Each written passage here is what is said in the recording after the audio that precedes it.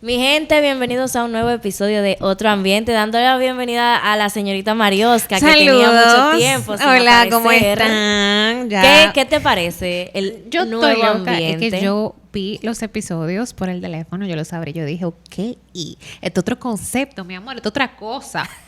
O sea, yo estoy, de verdad, estoy súper feliz de volver a casa. Discúlpenme que no he estado, pero ya. Otro ambiente no está fácil, señores. Estoy Pero tirando paquetico. ya tenemos a nuestra otra integrante. Y ahora mismo tenemos a una persona muy especial aquí. Y todos tenemos nuestra historia, ¿verdad, Mariosca? Tú tienes la tuya, yo tengo la mía. Pero el día de hoy vamos a escuchar la de ella. Dele la bienvenida a usted, señorita. Queremos darle la bienvenida a Aris Peña. Bienvenida aquí Gracias. a Otro Ambiente. Gracias por la invitación. Que para nosotros es un honor y realmente es muy importante escucharte porque todos tenemos una historia que contar. Todos vivimos el día a día, vivimos muy rápido, no nos detenemos a veces ni siquiera a escuchar, ni siquiera a conocer qué pasa con las personas que tenemos alrededor. Y es por eso que queremos abrirte el micrófono y que nos cuentes un poquito de lo que ha hecho Dios en tu vida y de lo que ha pasado. Pero cuéntame desde el principio para que todos sepamos por qué queremos escuchar tu historia. Desde el Génesis. Arranca y cuéntame todo desde el principio. ¿Qué fue lo que pasó? Dios les bendiga a todos. Mi nombre es Aris Peña. Y como decía Mariosca, todos tenemos una historia que contar de las bendiciones y maravillas que Dios ha hecho en nuestras vidas.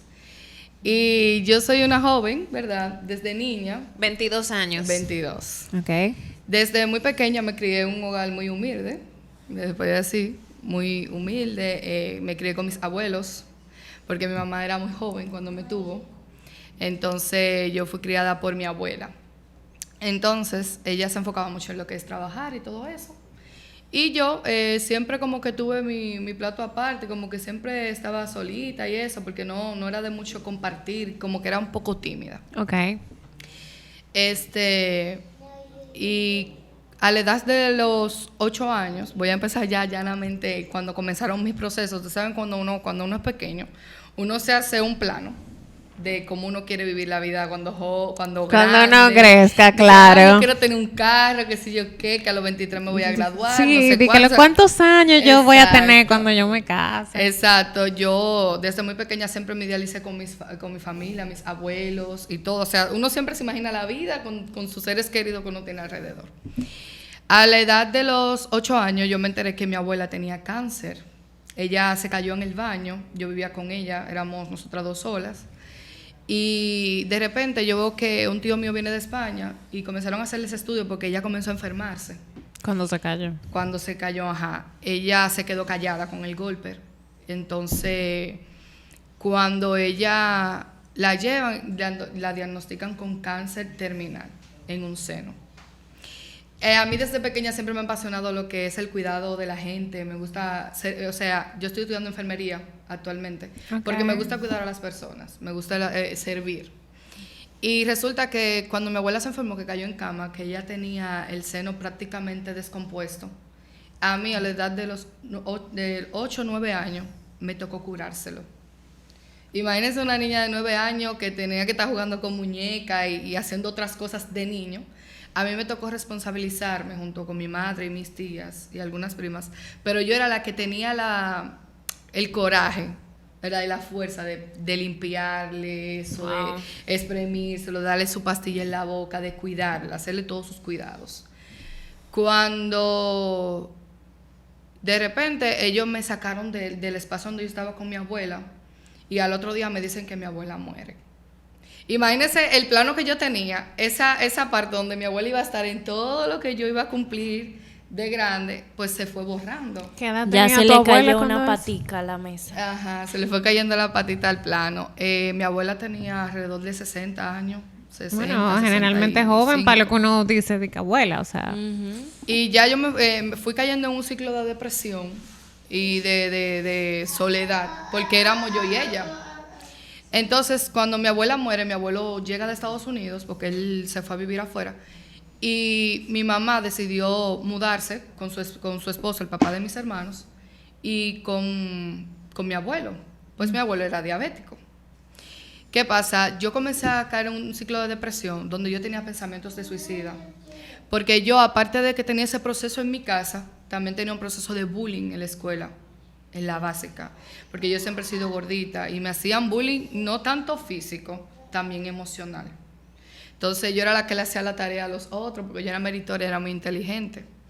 Y para ser aprobada por los demás, yo hacía muchísimas cosas y para que no se relajaran de mí, y para que no me dieran golpes y me tiraran cosas. Yo hacía muchas cosas por ser Para aprobada. que te aceptaran, Exacto. para que te incluyeran. Sí. Entonces, pasando el tiempo, ya yo tenía 12, casi 13 años, nació mi hermano. Mi abuelo comenzó a caer en una crisis de azúcar. Él comenzaron como a descomponerse los pies y todo eso. Y yo, como a mí me gusta eso, yo comenzaba a curarle los pies. Pasó un año llevando a mi abuelo a los médicos porque él no quería darse diálisis.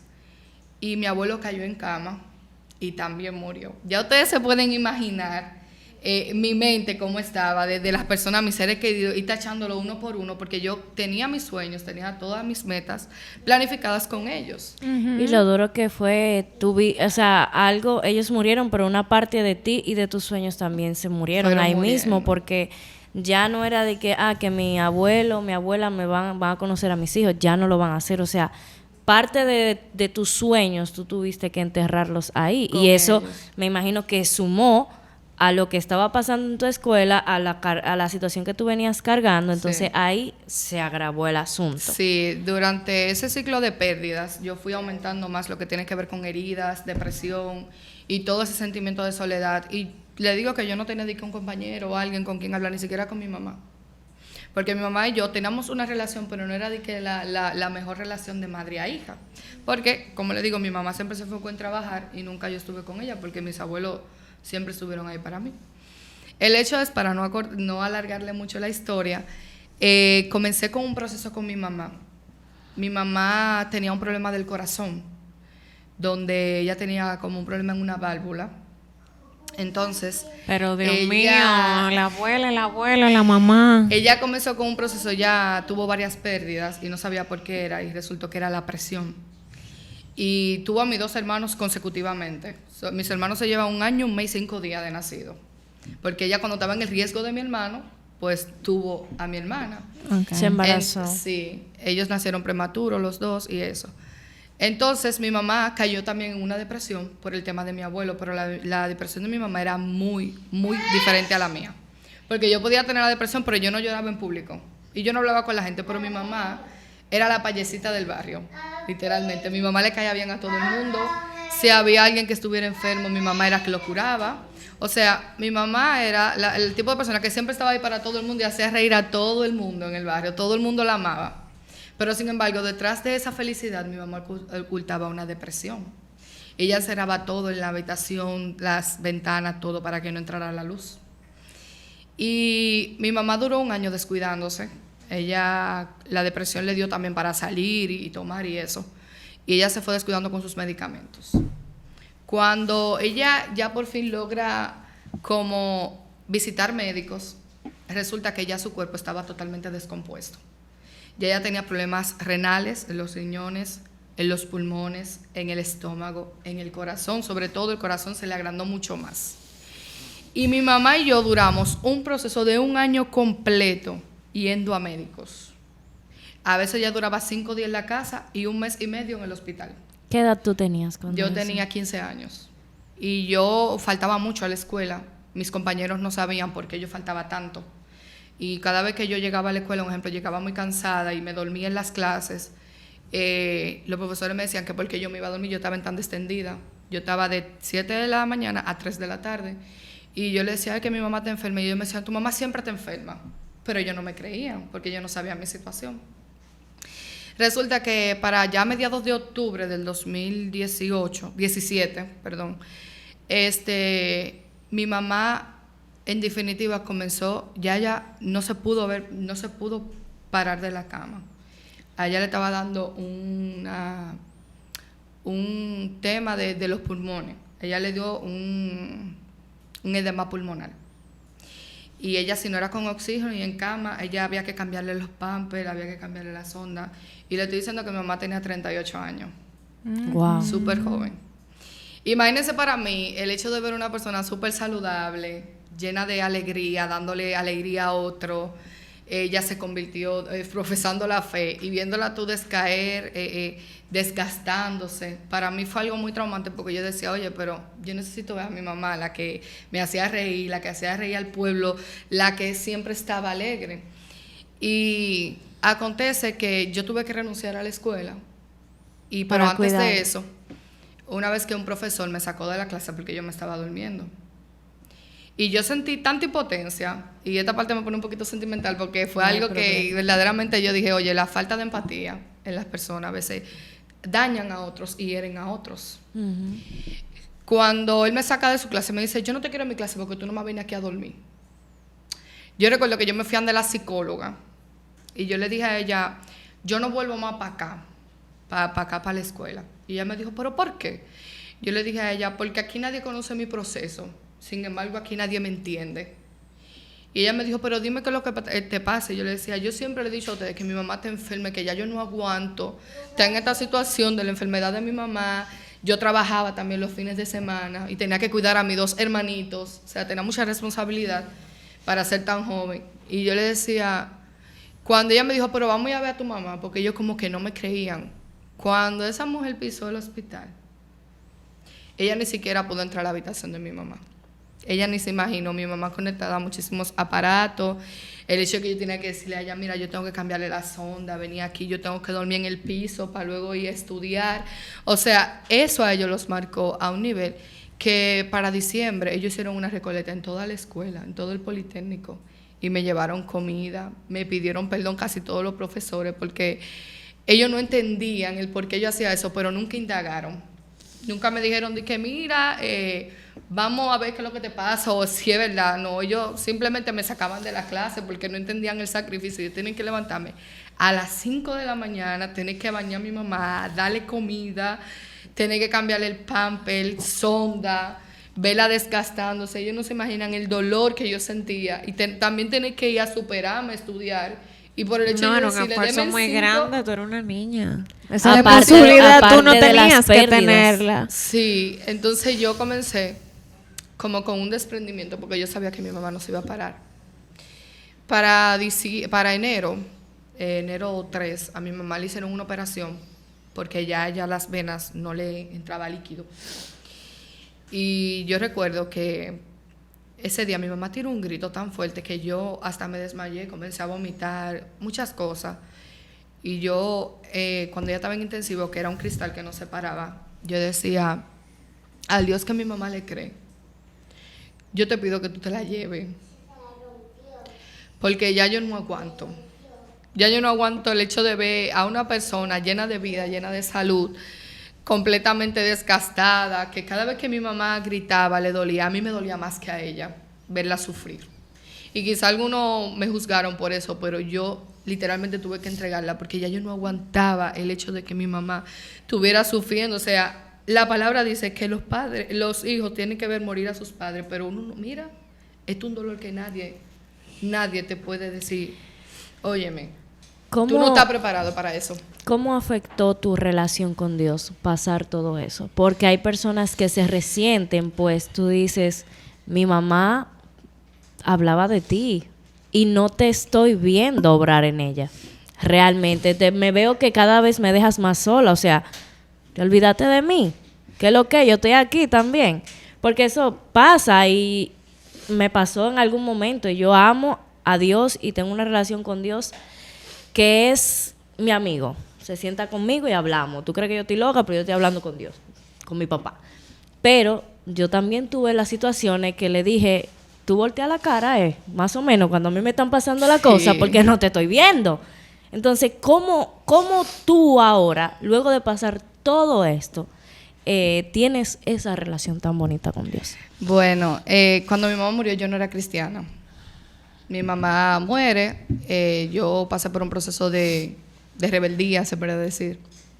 Yo acusaba a Dios de todo. yo no quería saber de él, literalmente. A mí me hablaban de Dios, me hablaban era del mismo enemigo. Porque yo decía que todo lo que pasaba era por culpa de él, todo lo que pasaba en mi vida. Alrededor de los 16 años ya yo ya tenía, porque ya no, gracias a Dios, pero tuve aproximadamente 13 intentos de suicidio. Yo intenté quitarme la vida esas 13 veces, porque yo culpaba a Dios de todo y yo lo que quería era desaparecerme de la faz de la tierra. Y ahora mi relación con Dios es hermosa porque entendí que todo ese proceso, y más lo que voy a contar más adelante, fue porque Él me tiene preparado para algo mejor. ¿Cómo Dios llega a tu vida? ¿Cómo Bueno, Él te toca? ¿Cómo fue ese encuentro? Fue hermoso. Después de 8 meses mi mamá haber muerto, mi mamá murió en enero, y en agosto a mí me invitaron a una actividad. Desde muy pequeña uno siempre como que le fueron hablando de Dios y eso, y uno tenía la convicción de que existía Dios. Pero a mí me invitaron a una actividad de mujeres, se llama Mujer Tú Puedes, y yo recuerdo que yo no quería ir, porque digo que estaba en una rebeldía de que yo no entendía muchas cosas que pasaban en mi vida. Y yo recuerdo que la persona que fue a predicar, 2 días antes de ir a predicar, se le murió su mamá. Y el hecho de ir a contar ese testimonio, y ir a predicar y hablar del amor de Dios, a pesar de que su mamá se había muerto, 2 días antes de ir a predicar. No, y hablaste eso me de la marcó. experiencia, porque tú dices que él está hablando, esa persona está hablando y me entiende porque ya vivió algo que yo viví. Y yo dije, pero ¿cómo ella tiene la fuerza para hablar?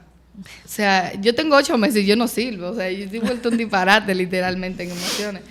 Entonces, eso me marcó. Y cómo ella daba el amor, así como, mira, a pesar de que mi mamá murió, yo doy el amor de Dios, porque Dios, yo sé por qué pasó eso. Yo sé por qué. O sea, yo entiendo el plan de Dios. Y yo como que le demandé eso. Y a los 2 días, fue un jueves, y el sábado, ese mismo día, ella fue a predicar a un culto de jóvenes, y yo acepté a Cristo. Y fue lo mejor que me pudo haber pasado, porque sin Él yo me imagino la vida en ese momento y no me veo actualmente viva. Sí, porque es que es muy triste tú pasar por tantas cosas y aparte estar sin Dios. Porque es que de por sí uno viene con el vacío que Sí. tiene que ir llenando Él. Pero entonces tú pasar por tantas cosas y no tener, porque es como tú guardarte todo. Tú no tenías, porque tampoco le tenías la confianza a Él. Sí. O sea, tú no confiabas ni en Dios para tú ir, trancate en tu habitación y decir, oh, ¿por qué que me está pasando esto y esto y esto? Porque Él te abraza y de alguna forma tú sientes el consuelo, pero si ni el consuelo de Dios tú estás buscando, entonces tú estás entre la espada y la pared, literalmente. Entonces aquí es cuando viene y entra con la pastora y hasta contigo, lo que estábamos hablando en el episodio pasado, de que fueron fieles en lo poco y los recompensaron con mucho. Exacto. Que ella... O sea, ella tenía 2 días que se había muerto su mamá y ella sacó la fuerza y te dio la fuerza a ti que tenía 8 meses. Es que dar por gracia lo que por gracia hemos recibido. Amén. De eso que habla Dios. Yo voy a dar lo que he recibido. Y si de Dios yo he recibido amor yo voy a dar. Porque nosotros somos el resultado de lo que recibimos y damos lo que recibimos. Amén. Y nada, después que yo acepté a Dios, ahí comenzó la batalla conmigo. Ahí empezó tu proceso. Literal. El proceso que yo pasé con mi familia fue familiar. Ahí comenzó el proceso mío. Tu proceso personal. Literalmente. De acercarte Ahí yo a conocí Dios. a mis padres actualmente, mis pastores, Leonie Piña y Cristian Petit. Ellos me acogieron. Antes de la pandemia, ya yo estaba viviendo con ellos. Y ellos me dieron ese amor porque yo me aferré mucho a la palabra, donde dice que aunque padre y madre te dejaren, con todo Jehová te recogerá. O sea que en Job también dice, Jehová dio, Jehová quitó, sea el nombre de Jehová bendito. Quizá Dios me quitó a mi mamá, a mis abuelos, pero me devolvió unos padres extraordinarios, que yo no me puedo quejar con Dios, porque han sido de soporte literal. Y yo me aferré a esa palabra, y Dios me dio una gran familia, que puedo decir que si después de Dios ellos, yo no estuviera aquí. Porque yo comencé, después de la pandemia, que uno se inyectó y todo eso, yo comencé a tener episodios de dolores de cabeza. Y cuando yo estaba estudiando, tenía inglés y universidad y todo eso, mucha carga, yo comencé a tener muchos episodios de dolor de cabeza y mi madre, Leonie, ella comenzó a decirme, toma aspirina, toma aspirina, toma aspirina, pero yo no voy a tomar tanta pastilla, que tanta pastilla. Pues para el 2022 a mí me dio un fuerte dolor de cabeza en el inglés y se me adormeció la lengua. Y yo decía, pero ¿por qué que esto me está pasando? ¿Por qué esto? Entonces yo tenía un problema de asma, pero yo no tenía gripe en ese entonces. Entonces, cuando yo estoy en el inglés, yo me mareo y como que me llevan a emergencia y me miden la presión y ven que yo tengo la presión súper alta, que para la edad que yo tenía, que eran 20 años en ese entonces, yo la tenía muy alta. Pues cuando yo me voy, que me voy en el metro yo me desmayé. Yo rodé la escalera de la Cassandra Damirón. Wow. Literalmente completa, hasta abajo. Yo caí explotada. ¿Es enorme? Explota, yo caí, el celular se me rompió todo, o sea, yo caí, mis compañeros me llevaron a la casa. Cuando ya yo me van llevando a la casa, ya yo no podía mover esta parte completa de mi cuerpo. Cuando yo llamo a mis padres, ellos estaban trabajando en ese entonces en una emisora, y yo, miren, ella está mala, no ve de ese ojo, ya yo había perdido la vista completamente, ya yo no podía mover la lengua de ese lado y no podía mover el pie. Me llevan a una clínica, en la clínica dicen que no tenían tomógrafo, que yo tengo el principio de un ACV, que tenía que hacerme una tomografía porque si no me podía dar un derrame cerebral. Cuando me llevan a la otra clínica, yo me dormí completamente, después de una caída tan grande, de una escalera que tiene como 25, como 40 escalones. Sí, eso es enorme. Sí, yo me dormí y me cuentan que yo tuve una convulsión. Yo comencé a vomitar, a hacer reacciones, como si fuera epiléptica. El hecho fue que ellos pasaron una lucha tremenda, según me cuentan, porque a todo esto yo no tenía memoria de nada de eso que estaba pasando.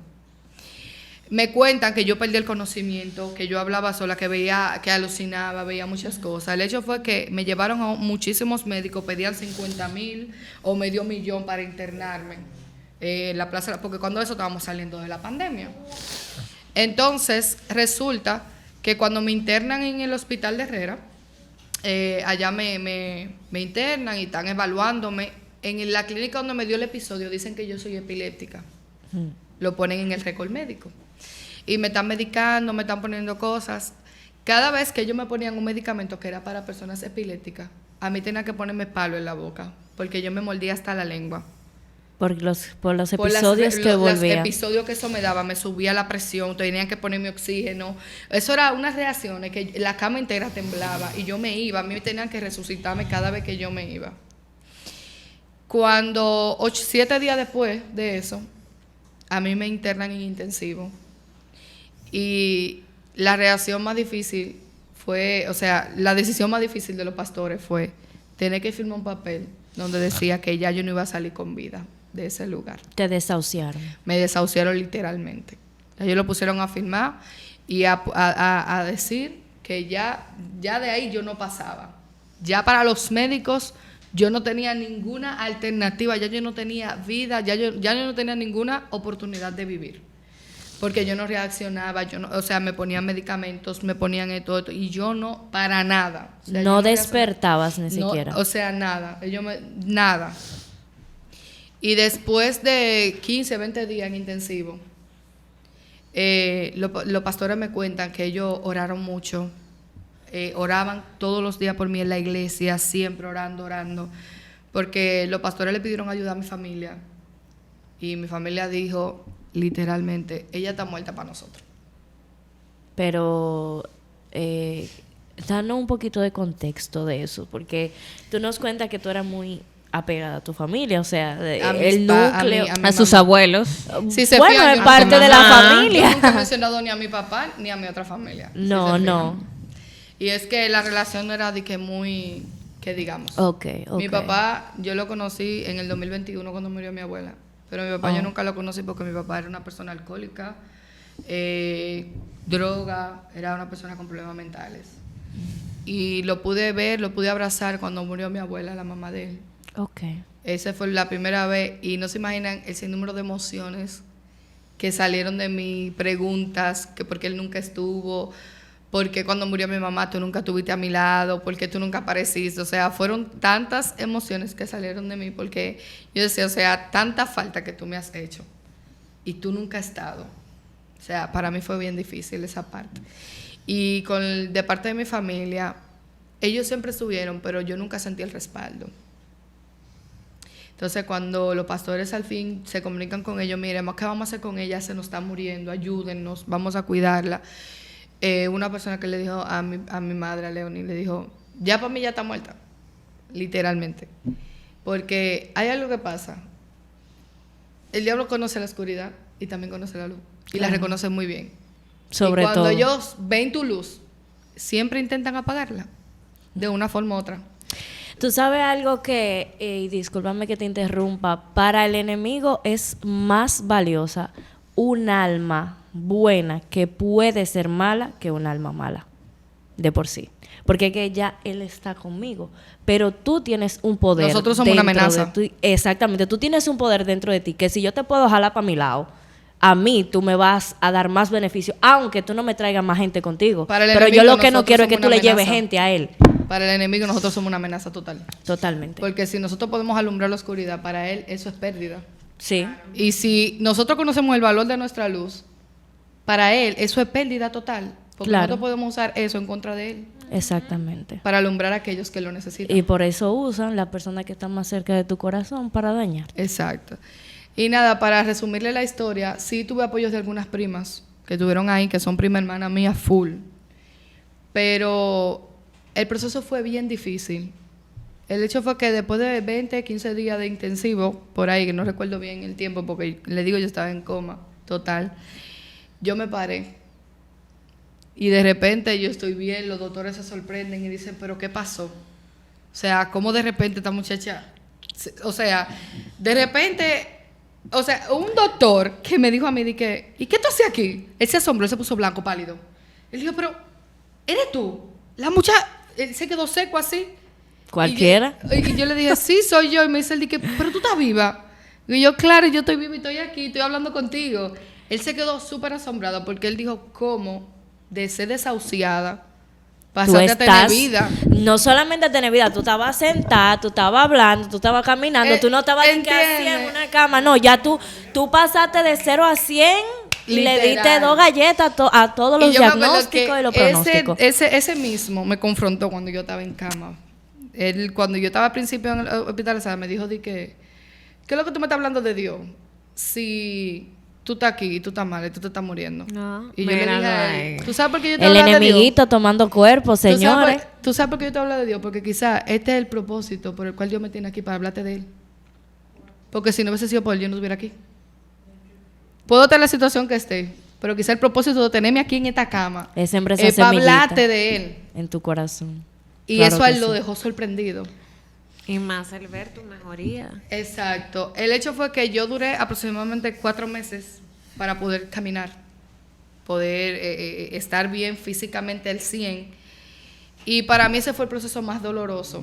Porque el hecho de tú ser una persona sumamente dependiente y tú salir de tu casa caminando a llegar cargada prácticamente, que te den tu comida, que te bañen, que te pongan pañal, porque yo usé pañal durante mucho tiempo. Te zarandearon. O sea, el hecho de yo sentirme que dependía de otro para poder sobrevivir, eso me traumó bastante. Y aquí viene la pregunta nuevamente.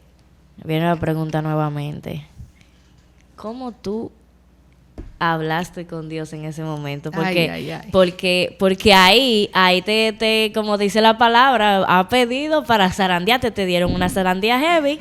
Bueno. ¿Y cómo tú te paraste después de que, cómo tú seguiste siquiera orando? Porque eso es una de las cosas más... Esa es una de las preguntas que más me han hecho, literal, porque, o sea, cuando tú te encuentras, no es lo mismo como dicen, llama al diablo que lo llega. Nunca. Cuando tú te encuentras en medio de un proceso tan difícil y tú confiar, yo nunca sentí miedo, porque morir en Cristo es ganancia. Pero vivir así, ¿qué es? Vivir así es traumante. Es muy traumante. Y yo le decía a Dios, mira, yo te agradezco por tú haberme librado de la muerte, por tú tenerme aquí con vida y por las condiciones. Pero es difícil. Es bien difícil. Y decía, Dios, mira, yo no quiero ser malagradecida, pero si tú lo vas a hacer, hazlo completo. Hazlo completo. Para mí fue bien retante esa parte, porque yo decía, yo no quiero ser malagradecida porque por lo menos tú me salvaste de la muerte, o sea, ya no voy a estar contigo en el cielo, pero para mí fue bien retante. Yo le decía, Señor, mira, si tú permitiste que yo estuviera aquí en cama 4 meses, dame la fuerza que yo necesito para yo poder sobrepasar esto con 100. Literal, porque para mí fue bien fuerte el hecho de no cuestionar a Dios por todo lo que Él hizo. Y yo decía, mira, el hecho de tú nada más darle gracias a Dios, aunque tú no entiendas el por qué, aunque tú no entiendas el por qué ni el para qué, simplemente darle gracias. Y yo le decía, Señor, mira, gracias porque puedo respirar. No necesito oxígeno, no necesito una sonda, no necesito un tubo para poder respirar. Yo simplemente le daba gracias, aunque estaba en la condición que estaba. Con dolor, pero con gratitud. Gracias. Yo nada más decía gracias. Gracias porque por lo menos puedo darte gracias, que hay personas que no lo pueden hacer. Y si tú supieras, hay algo que tú dijiste, yo estoy llorando de hace rato, pero es porque una palabra que tú dijiste me llegó mucho al corazón, que fue lo de tu familia, que Jehová dio, Jehová quitó. Hace un tiempo, Dios me dio esa palabra también a mí. Y esa palabra ha sido como que un sustento que no me deja caer. Y cuando tú, ay Dios mío, cuando tú hablaste de la familia, tocó una fibra, porque a mí no se me ha muerto nadie, pero sí yo construí una familia y se desbarató. Y cuando tú dijiste, me quitó mi familia, pero me dio una, la cual agradezco, yo sentí como que yo me estaba escuchando. Amén. Y fue como una curita. De verdad Amén. que sí, que es un honor escucharte. Amén. Hablar de eso, aunque ni siquiera se parece nuestra historia, pero hay una palabra que la conecta. Amén. Y de verdad que Dios es muy bueno. Amén. Y yo no sé, pero Él sí. Gloria a Dios. Y fíjate que yo lo veo desde otro punto. Escucharte hablar tantas cosas, porque empezaste a hablar desde el principio, obvio. Yo lo veo desde el punto de que, wow, ¿cuánto uno se queja, mano? ¿Cuánto uno se queja? ¿Cuánto uno se preocupa? ¿Cuánto uno se vuelve loco? Y uno tiene salud, mano. O sea, tú me estás hablando de que tu abuela que te crió falleció, tu abuelo que vino a hacerse cargo de ti también falleció, tu mamá que también vino también a estar contigo también falleció. Vienes tú y tú también tienes tantas complicaciones. O sea, cónchole, yo estoy sana. Mi mamá está viva, mi abuela está vivo, mi abuela está vivo. Yo no tengo ninguna condición de salud. Y yo vivo atormentada por cosas que ahora que yo te estoy escuchando son disparates, loco. O sea, fíjate que tu testimonio,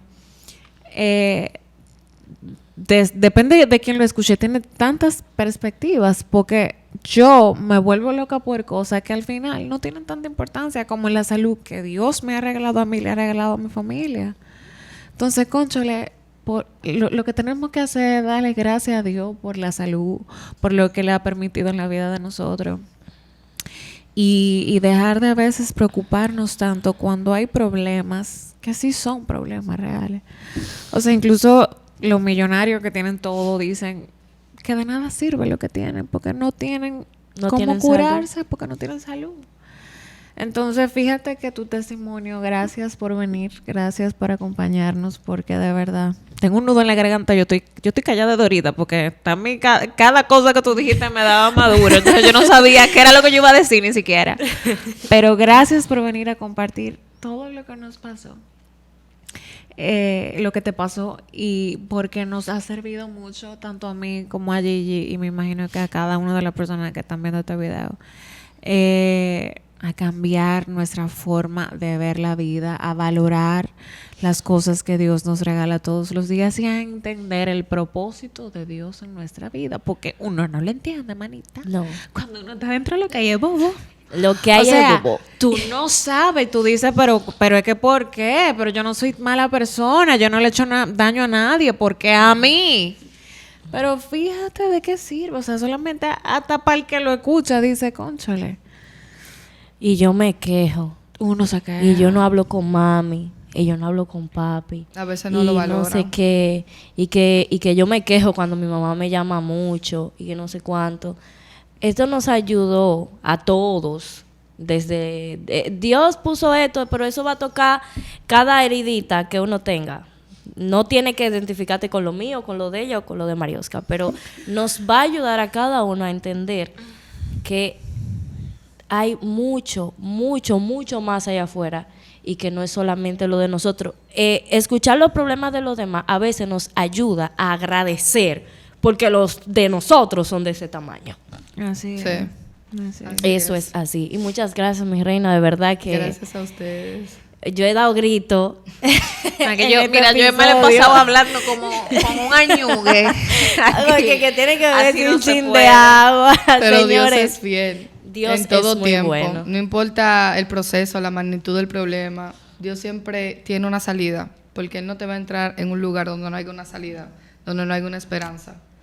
Si Él permite todo, es porque algo va a pasar. Amén. Y a veces Dios no pasa por procesos y no pasa por situaciones.